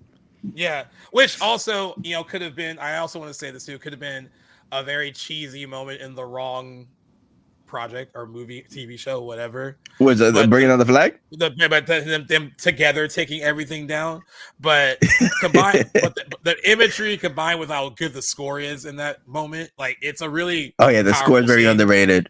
Very powerful scene, and I was like really moved by it because I think in the wrong hands that could have been like oh, this is such a like after school special kind of like this definitely would have been an after school special type of episode. Like erasing the hate, that kind of like thing, but like some Seven Heaven type stuff. But in this context, it was so well done that I was like, there was almost like all this weight was taken off of Derek for telling his brother like this is what happened, and then now together they're taking down this kind of weight of like, it's the symbolism of taking it all down, which is why I think that whole scene where Danny gets out the shower towards the end of the movie and he puts his hand on, like I love that shot. That imagery is still on him, and like that's still something that he needs to, even though he's not that person anymore, that is still something. It's a reminder of his past. Yeah. So like I know, I really, like I said, it's fresh off my mind because I just watched it. But like that moment where I was like, this could have been really bad in like the wrong hands. But because really handled well. Because like to me, like don't get me wrong, I do think Furlong is really good in the movie, but how good Edward Norton is and how we see his redemption arc is why, spoiler alert, Danny dies at the end of the movie. No. Is why that death hurts more, because we saw that he was trying to help his brother and like get him in the right path. Right. So it feels like it's almost like, damn, he got out of jail a week too late or a few days too late, because pretty much what kills him was that he blew the smoke in the black kid's face. Black kid's face earlier, and that was literally the day that Derek. Well, I guess that's all we see that he did. I guess there could have been other stuff. No, but that's probably what's triggering, because it seems like they haven't really, like, maybe they saw each other but they didn't really interact. I feel that was the truth, which is crazy to me. It's like, I get, but there really is people like that will shoot some. I mean, we've seen people that get killed over a parking spot. It's like, yeah, it's disrespectful getting like smoke blown to your face, but somebody. And also, that's why I think it's also important to like the scenes early in the movie with the black kids when they're like beating up who it turns out to be Chris Masterson. I didn't really realize it's Chris Masterson. I didn't realize until years later. I was like, that was the freaking brother from Malcolm in the Middle. So they're beating this kid up in the bathroom for like allegedly saying that they were cheating, whatever. And why that scene is important too, and why I think, because you're seeing all these different types of like kind of anger and hate. And it's not just from one side, even though the movie is shining a light on the kind of the hatred for like the neo-Nazis and all that. Like this is like a condition of like the environment they're in that doesn't involve just one group. So that's why I think that that scene is really important too, and why there's almost like this kind of that kid's clearly hanging out with gangs and stuff, his own gang. And, of course, Danny's hanging out with his own as well. Both are wrong in their own way. And I think the movie does a good job of showing you that, because when that black kid actually shoots him, again, another case of good acting, there's almost like instant regret. Like he's almost like, once he sees like the aftermath of it. You think I never saw regret. I kind of felt like he almost like looked like a child after he did it. Like it wasn't like it. No, he really is a child. Like he probably was, like you said, like the two guys he was riding with were like, he probably just was gonna beat him up, and they probably give him the gun. Like, nah, you got to do this. He disrespected you, like just the same way that Derek was, like how Cam basically mind fucked Derek into making some bad life choices. Yeah. So I know I mentioned earlier in the episode, I had issues with the ending for a really long time, and I'll ask you first. So I will say that like when the first few times I saw the movie, I was, I guess, so caught up in the whole like I really was into this whole redemption for both of them, where it's like, oh, like hey, like they both learned the error of their ways. I know that would have been like a really saccharine kind of cheesy ending, I guess, but like. But I also was legitimately, I was like, what am I supposed to learn from how this ended? Like, what's the lesson here? And it took me a really long time to figure out what that might be. And I want to know, like, how you felt about the ending first before, like, I kind of say like, where I'm at now. It's always sad seeing him die, because it's like, you saw that, like I said, once you saw the flag be brought down, you saw that he was he had his brother back. He was gonna start changing his life, and it sucks because he was so young. And it's like, if he was still being a hardhead, and it was like, oh, like I'm glad you changed, but I'm still gonna be a part of that. I wouldn't have felt so bad. But that it always hits me. Like I always get goosebumps. I've never cried. I teared up again. I've never cried. But you sometimes you don't need to cry, but you feel it. It's like damn, that's a. And then by the time Edward Norton gets in the bathroom, I'm like, wrecked. Oh my god, it's a little overacting the crying, but I'm like, you just lost your brother, whatever. Like I was sat at the end of the door where he's like, I was like, okay, it's a little overacting, but I get it. Like I've ugly cried when I've lost people, so I understand. I guess he just trying to draw emotions, but as powerful as that ending is, it always does make me sad because like damn, like they got out in a way. Like I would have liked them to survive, but it's also the movie. Were you ever were you surprised when he died the first one? Because I'm like, there's so many hints. There were so many hints. It's like the drive by the house. And there are a ton of hints. And like what's kind of I guess makes it sadder is that. Like I believe Derek, because when he says like, "Oh, like I saw a car circling the apartment," whatever. I think Derek thinks that there are people after him, and not little did he know. And that's what makes the ending more sad is that Derek's worried about like, oh, like because of what he's just done, and how he like kind of these people that he's not really affiliated with these people anymore, that they're gonna be after him, and that is why his guard's up, and his guard should be up. That he doesn't really know why it should be up, but it should be up for his brother, and that makes it even more sad that like he has this one interpretation of like what's going on, and then when you're watching the movie, like no, the people circling the fucking apartment were looking for your brother, and because I feel like it's like Derek has so much respect, and a lot of those like Seth, Cam, they're pussies straight up they're pussies. Like I don't think they would have done anything to him, right? Because they know that Derek really is about it. Even though he's changed. Anybody that's changed, if you mess with them, they could still have those moments of violence. So I feel like they were never gonna go after him. So that, but like you said, like it's understandable. He has that mindset, like because he was part of that gang, but I guess he never really realized. Like he does, because he tells Cam a lot of stuff, like I'm onto your bullshit and everything. But he don't really. I don't think he ever really realized that he was the tough one in that group. A lot of them were just his followers. What do you think it is like I guess cinematically, the moment that makes him go like something's going on with Danny, that makes him turn around and run back to the school. Because remember, it's a lot of silent stuff, but like I'm pretty sure you're like at least 10 rewatches in or something. Yeah. Same to me. That scene is like, I was like, bro, like is him turning around like that, like it's like I recently saw the trailer because I never seen it. I was freaking 6 when that movie came out, so obviously I didn't see the trailer. So I rewatched it just to see. That trailer spoils so much. Yeah, a lot. Actually, it says so much, and like they show Edward Norton like turning around in that scene. It's like if I would have watched this trailer right now and I've never seen the movie, I would like the little brother's dying. I would. It points at so much because it's clearly not him, or unless you think that when he's turning around, is that he's about to get shot, maybe. But like like that trailer maybe hints like somebody dies in this movie. Like it's not gonna be a happy ending. Yeah, it's like a while. I mean, I used to not love it, and that's more of like a personal like. And like you said, did you see it coming? I'm sure there were a bunch of hints that it's coming. Yeah. But I think I just didn't want to believe that was going to be a hint because they really do suck you in. Like once he tells them everything that happened to him, and he's like, "Hey, we're gonna kind of like and then he has that like, happy ending." He has that like voiceover where he's like finishing his paper and like the place he's kind of in when he finishes it, and he sees Sweeney in the diner, like, "Oh, I got your paper for you. I got your paper for you," and like. I don't know. I was like, I don't see what I'm supposed to learn from that. But I guess what I can take from it now is that I guess no matter how much redemption you get or seek and how enlightened you are, there are still like consequences to your actions, past or present. So I think that like that residual, there was still stuff, even in that brief encounter between Danny and that kid, there was still stuff there that was unresolved. And, even though Danny is in a good place, by the time he gets there, that kid does not know.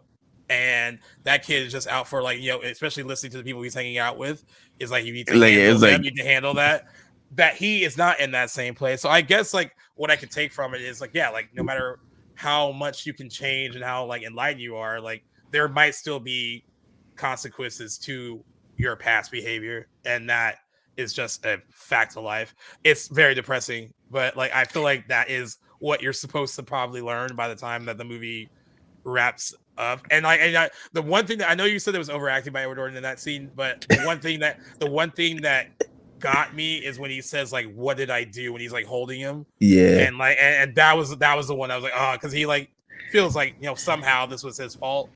And He was always gonna have a good like that's something that I always like me trying to be a filmmaker. Like I would have loved an extra scene where it was like him reading Danny's paper full of blood because it was about him. It was about Danny.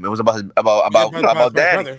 Like I feel like that would have been like a perfect end. Like just even a quick 10-second stuff like him with the paper in his hand and like him either crying or like something like just either like reacting to the paper. I feel like I would have just tacked on that a little bit. Just that would have been even a more powerful ending. Yeah, I think it could have worked too. I mean, it's jarring no matter how you look at it. I mean, even if I was to still feel the same way I felt years ago when I was like, I remember watching this movie with friends like a lot, and I don't feel right about that. Like, I mean, like how like it sounds cheesy, but like, what's the moral of this story? And if the moral of the story is that you make positive changes, you still might get shot. I mean, I'm saying I'm saying it in a simplistic way, but like like this is a totally different movie and it's not nearly as good.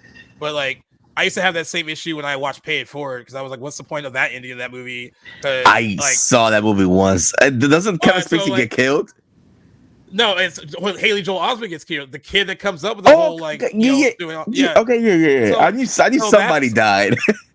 Oh, that whole ending you said that movie's not great, but that ending you say, what's the fucking point of that movie? Like you got this kid like doing all these really good things for people, and then that's what happens to him in the end. So that's what I'm gonna revisit that one. Where I was like, yo, like this he finally learned something, and that's his like, the reward, I guess. It's like when you. No, go ahead. What were you gonna say? No. So when you think about it, because we're talking and I'm thinking about it, it's like. It feels like it's the perfect ending though, because how cheesy would like we talk about cheesy moments? How cheesy would it have been if it ended with like him going to Sweeney's office and closing the door or something? It's like no. It would have been very after school special. Yeah, like no, like it needed to end this way, and it would have hurt more if it was Derek because he changed his life. Yeah, I used to have a friend that used to ask me what I would have felt if Derek ended up dying. At the end if it somehow I would have hated the movie. I'm like that really would have killed the whole purpose of the movie. And I think that would have like the way I feel about how Danny is. I think that would have hit me harder. Where I was like, well, what am I supposed to learn from that? Like, yeah, he really went through the ringer and learned how to that. He learned that his rhetoric was wrong. He learned how to change his life. What is the point? But I guess too like the fact that he loses his brother. I mean, that's enough pain. That's enough pain. And if you read into that deeper, because Derek caused so much pain, and even though he did redeem himself, the fact that he loses his brother, I mean, is also seems like it is years later, but still a consequence of that pain that he once caused himself. And which is why I think it hurts so much when he says like, "What did I do?" Basically like, "What did I do to you?" Because he feels like he's always gonna feel it's his fault. He's always gonna feel that way because it's like he's the one that brought that world to the family. Yeah, and I'm pish poshing. I'm not purely pish poshing the ending. Like I agree with you. If it would have ended any other way, I don't think the movie would have the impact that it's had 25 years later. I think the reason that it, I mean, the whole movie is strong, but I think the bow it ties itself in makes it the movie that it is, and why people still remember it the way they do. It's a hard one, but I think they remember it fondly the way they do, about how strong it was and how because it is on a powerful note. Like happy, like I get it. Like this is not a movie that needs to be a crowd pleaser, so it doesn't need a happy ending. Like these hard hitting dramas, they need to end sad. It's like Godfather Part 2. It ends with Fredo, him basically sending to kill Fredo. Like that ending is powerful for that reason. Yeah, I agree. and I think it ends on like the best note it can end on. And when I watched it today, I was like, all right, look at it from try to look at it from another place of like of what not a place of what you want to happen or what you think should happen and that's just that is honestly the power of like how it's written and how it's acted. Like you want the best for both of them at that point where it's like, oh, I mean they in this 2-hour movie, I mean, like how they are able to kind of get them to a point where you're like, they really did learn something. And now I know Derek learned his way before Danny did, but like they're both on the same page, and you kind of picture your own movie mind, like how they're gonna get their life together. With the sister and the mom and everyone's just gonna be much better to each other, and they'll figure out a way to stay away from like Cameron and Seth and that whole group. Like, sometimes when I watch movies, I think about like, oh, like what could have been, and then that Well, just also, I just like a like I like any of that. It's like when people talk Breaking Bad, I'm like, I wouldn't want Walter to get out. I like the fact that we get a definitive verdict. He died, like, because if he would have gone to prison, I'm like, okay, but what happens to him in prison? Give me a sequel series. With this, it's like Danny dies, so it's like that Derek stays on the right path, and he's gonna try to probably make sure that he helps his sisters. Like he's gonna try to be a better brother to them now. That's what I got from it. Yeah. While we're at it, since we got to the end of the movie, we did say we were going to talk about director Tony Kaye, and if you haven't heard of him, other than directing this, for good reason, he did one movie since this. He kind of so his original cut of the film was 95 minutes long, and he delivered that on time and within budget for New Line Cinema, which is what most studios would want. Yeah.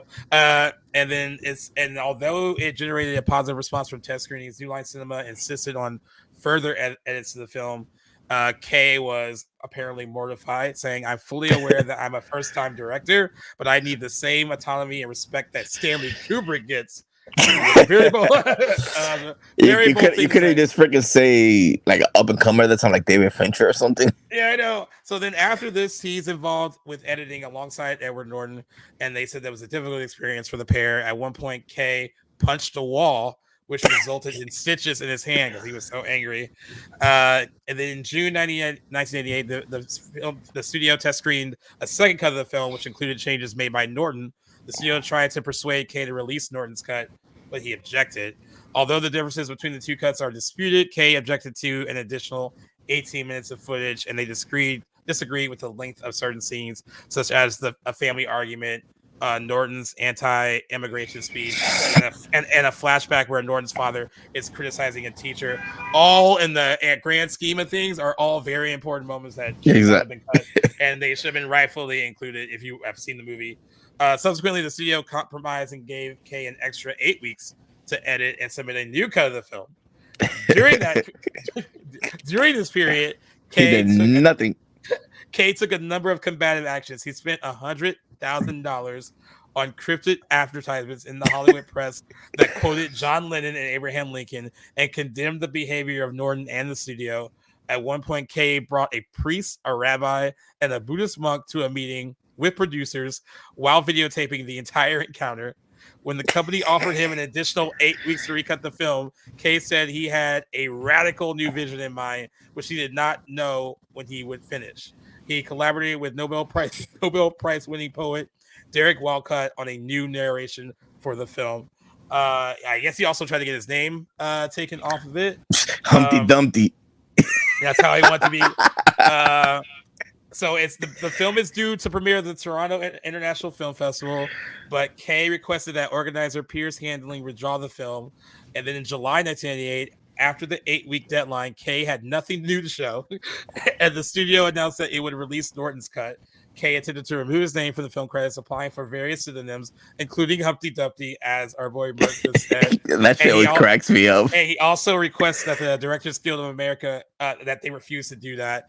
Kaye subsequently filed a $200 million lawsuit against the DGA and New Line Cinema, although the case was dismissed in 2000. Kaye disowned the film, describing the release version, which was 24 minutes longer than his own cut, as a total abuse of creativity and crammed with shots of everyone crying in each other's arms.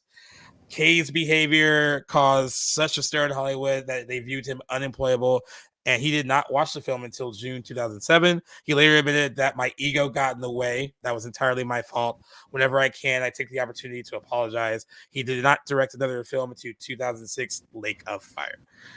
Well, I guess it's good that he was man enough to apologize. I mean, he was wrong all those years later. It's like now with the incident we see, like you said, you mentioned the scenes he wanted to cut out.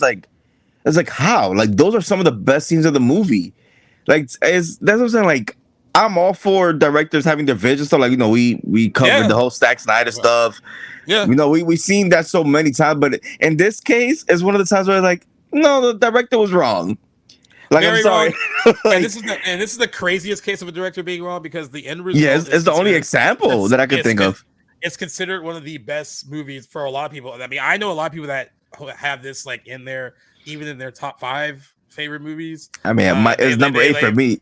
It's a powerful movie for them. So, usually in this case, we talk about like studio interference and like people getting involved, but like it's like they knew better than the director for sure. This guy was clearly wrong. American History X has an 84% fresh rating on Rotten Tomatoes. It also received an A cinema score from opening day audiences. That's shocking. I know, right? I mean, just given the hate, like I would have thought maybe B plus, B minus, but I didn't even know that honestly. Gene Siskel gave it 4 out of 4 stars, describing it as a shockingly powerful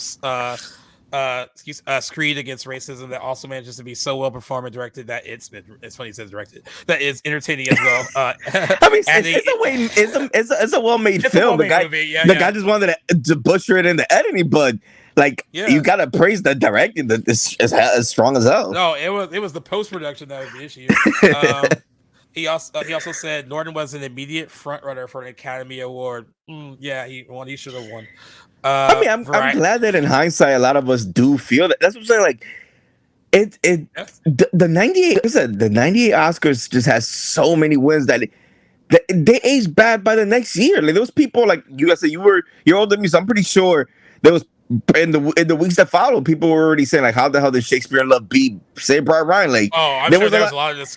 There was a lot of regrets. That's people talk about like the 2011 Oscars with the artists, but the artists didn't have. There wasn't that many good movies in 2011. I kind of feel that way about the King's Speech and Social Network. I remember. That's the since I started following the Oscars in 2006, like actually watching. That is the one Oscar I never finished because I kind of read the room and I saw that Social Network was not going to win.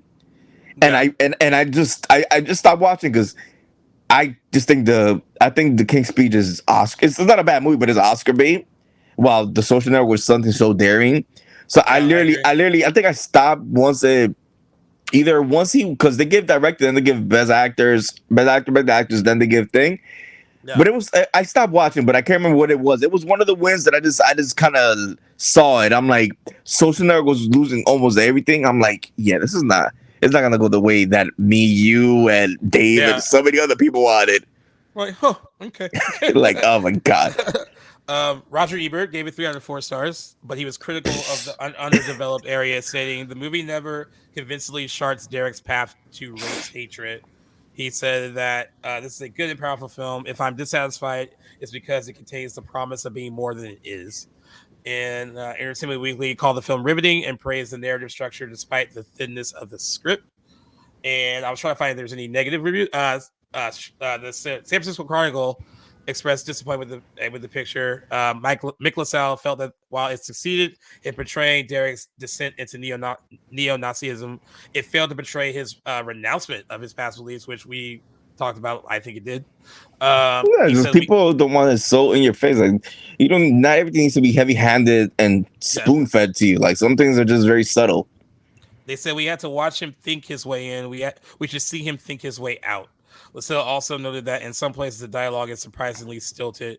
Far worse, the ending is a misfire. Did not like the ending. However, that's understandable. I think that's going to be a touching. Yeah, like we touched a lot on it. Like that ending is the way you read it. Just that's it's powerful, but it's understandable why it's hit and miss with people. Yeah. The Washington Post was the most negative. calling it an old melodramatic formula hidden under pretentious TV commercial slick photography.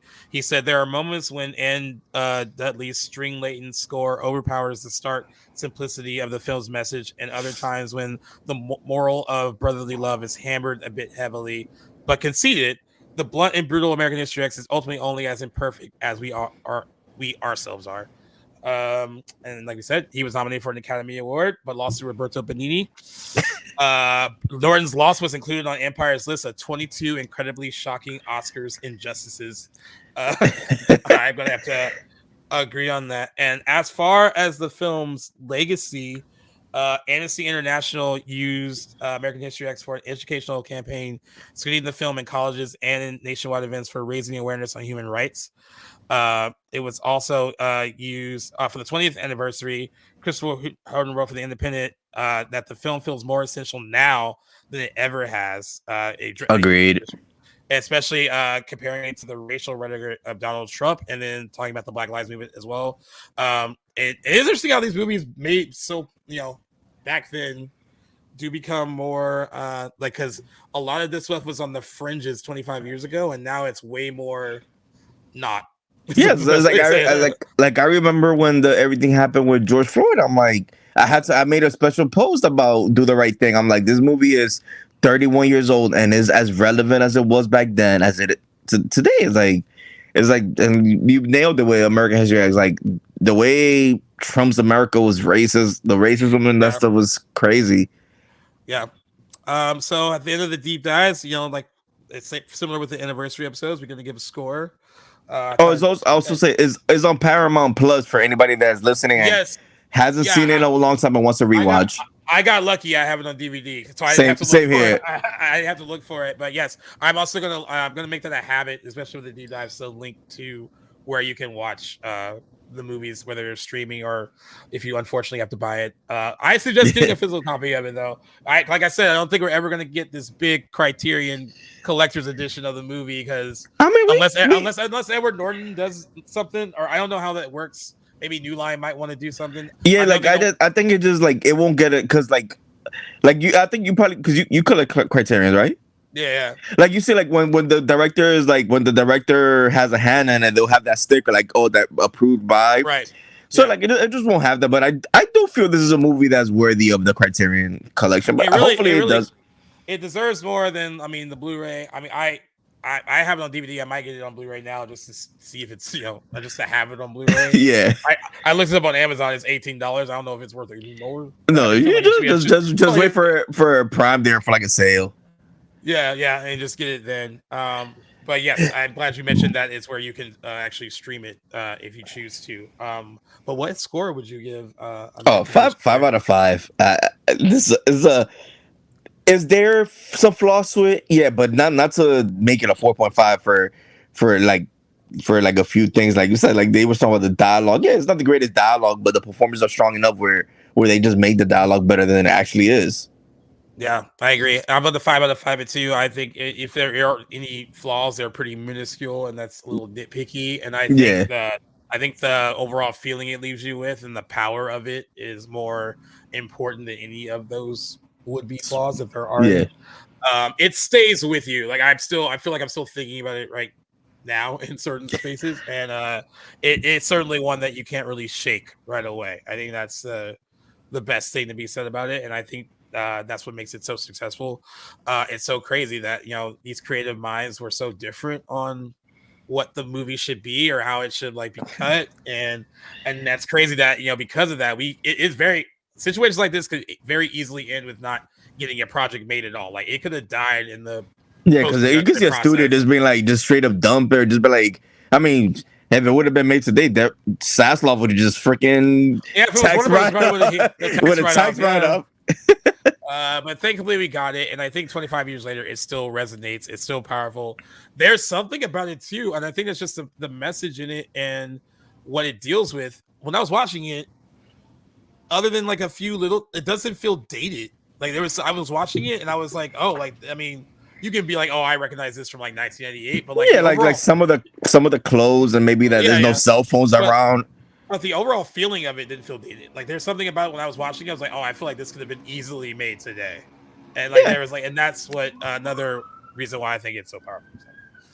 Yeah, like the only thing that could have said is like when Derek was doing his whole little hate speech before the supermarket, there would have been a phone, somebody recorded like for TikTok or something like that. That's that. Besides the cell phones, you said it could have been made right now, or you could have told somebody, oh, this is like, especially with a Blu-ray or 4K, you know, that it'll look newer. You could trick somebody to think it was a newer movie if they're not a cinephile that knows a lot. Yeah, I agree. Well, thank you as always for coming and participating with us. Tell everyone about your page before you sign out about Mark with the Movies. Why they should follow you. Why you're actually better than most of us that do it for a living. No, you could follow me at Mark with the Movies. I post all types of news, so it's like indies, big movies, limited series. I cover everything. There's nothing. I love watching everything. Right now, I'm currently doing a year-long project called 90s Film Friday, where I'm reviewing movies from the 90s. I usually try to go a bit more obscure, just to put people into movies they haven't heard of, or maybe they haven't seen in a long time, because that's my main goal with the page. But once in a blue, I do occasionally just put a popular movie. Like if I rewatch, I'm like, you know what, I want to review it. I'm like I did Awakenings last week. I'm like, it's not an underrated movie, but I'm like, you know what, like let me just review. I haven't done it, and yeah, like you could find me in a few weeks for the Faculty 25th anniversary episode. Yes, he will be on that for sure. That's going to be a fun one. And really looking forward to that, because Jackson actually likes that one, so that will be actually a really fun one to. Yeah, that's gonna be. I can't wait to rewatch. Like that's gonna be I feel that's gonna be such a great discussion, because like me and you, we have. You remember vividly because you were of age. I remember it because my older brothers. I watched it when we had the illegal cable box. I used to watch all the time, and then we have the Jackson's perspective, where he's like the young one that really does not remember it at all, because he was like, wasn't even born, or he was like a year old in '99. Yeah, so he. I mean 98. Sorry, 98. He was like a few months old. I mean, like, so the whole anniversary stuff we've been doing this year, we've been like movies from the year that Jackson was born, because like he was born in '98.